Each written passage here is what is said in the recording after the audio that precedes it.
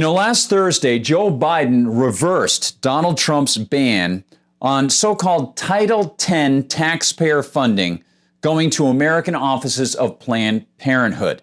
That's Title X of the 1970 Family Planning Services and Public Research Act, none of which is sanctioned by the Constitution. And Biden also rescinded Trump's ban on American Tax Cash Feeding International abortion overseas. And you know what? A so-called minister of God in America actually applauded it. It's like singing in the rain. Yes, yes, yes. No, no, no. It's back and forth with policy while people's money and their morals are implicated. Hi, everyone. I'm Gardner Goldsmith for MRCTV. This woman of God applauding Joe Biden's move to force people to pay for mass slaughter.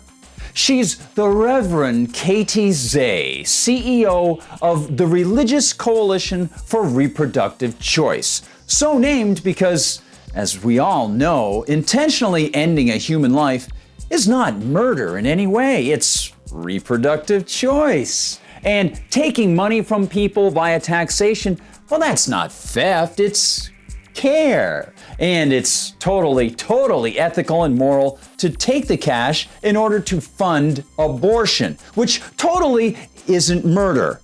Remember, and it all fits with the precepts of Christianity as well. Zay ought to know, since she's a Baptist minister and has worked with the United Methodist Church. And as Mikala Bilger reports for Life News, Zay told the Huffington Post, "As people of faith who support reproductive freedom, we believe that everyone has the capacity to make sacred decisions about their bodies, lives, families, and futures," Zay told the news outlet. "Any attempt to control, restrict, or interfere with that decision is reproductive oppression." Yeah, Zay actually called the decision to end another human life reproductive freedom. She called the decision sacred and said that any attempt to interfere with that decision and somehow couching it as a choice and a decision seems to make it easier for some people to hide the reality of the homicide taking place. She said this is reproductive oppression. This is an example of the rhetorical legerdemain leftists often employ in order to gain an emotional upper hand. They depict an act of aggression as a decision or freedom. In this case, even stepping close to blasphemy by calling it sacred. Only in the inverted anti-Christian theism of evil could one call sacred the extermination of human life that God ordained to exist. But by using those words, the leftist death promoters get to depict defenders of life as aggressors. Yes, indeed, the rhetoric itself is so powerful that even asking to be left alone or asking to not force others to pay is depicted as aggression. In this perverse world of death-dealing propaganda, forcing others to pay for the taking of human life is described in positive, glowing terms.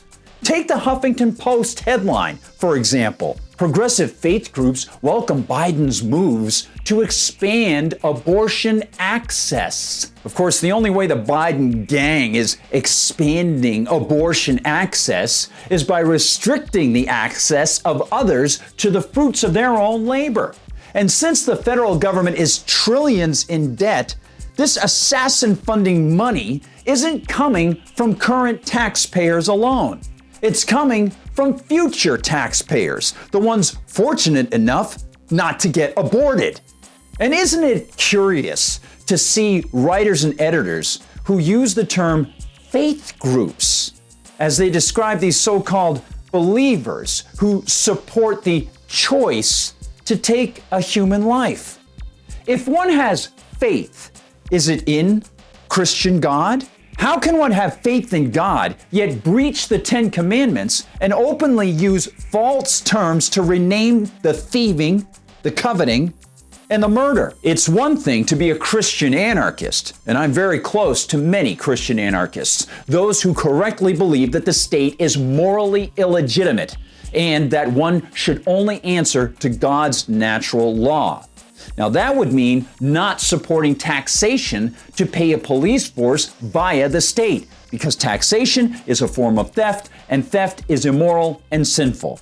That, in its turn, would mean the formation of voluntary societies, where people of like minds would make voluntary agreements and hire or form their own defense and adjudication systems. Again, voluntarily, allowing for market systems to show who is the best and who is the most honest in those jobs.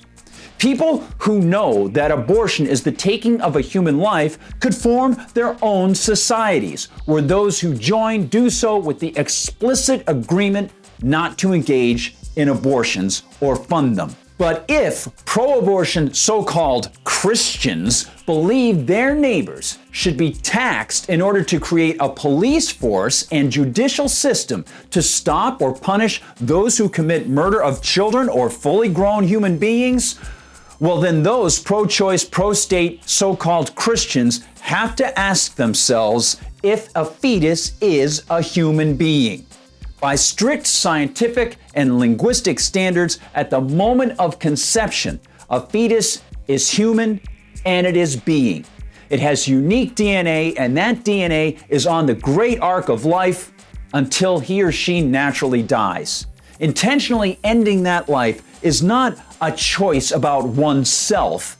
It's an aggressive act, killing another human being. So, if pro-choice people thirst for the state and for statutes and for taxes to pay for protection and courts, then they operate in an inconsistent manner by not calling for their wonderful state to protect everyone equally. They have no standard on which to make their claim about freedom of choice or freedom at all. They run counter to the 14th Amendment's requirement that all states protect people equally, and they defy the will of God. This is precisely what Zay applauds in her support for Biden's forced seizure of other people's money to pay for mass slaughter. The real meaning is exogenic. It's obvious and dark. And consider this, noted by Bilger at Life News. Zay expresses hope that the Democrat president will do even more in the coming days to remove, quote, harmful barriers, end quote, to abortion. To the ordained Baptist minister, this includes ending the Hyde Amendment, a popular long-standing measure that prohibits taxpayer funding for elective abortions in Medicaid and other federal programs. Zay slammed the amendment as unjust, saying it, quote, disproportionately impacts those already struggling to survive, end quote. Struggling to survive. Nothing more need be said. Thanks so much for watching, everybody. Keep the faith, keep fighting for freedom out there, keep spreading the information and gaining that wisdom. I'll see you in the comments section on YouTube. We'll see you in Facebook. Yes, I think the gods of Facebook have welcomed me back. Maybe. We'll see you on Twitter. We'll see you on Rumble. And if you want to find me over at Gab, it's at Gardner Goldsmith on Gab as well. Thank you so much. Don't forget, if you get an opportunity, go to MRC-store to get some great Media Research Center swag and help the Media Research Center. And you can always find us at MRCTV.org. For MRCTV, I'm Gardner Goldsmith.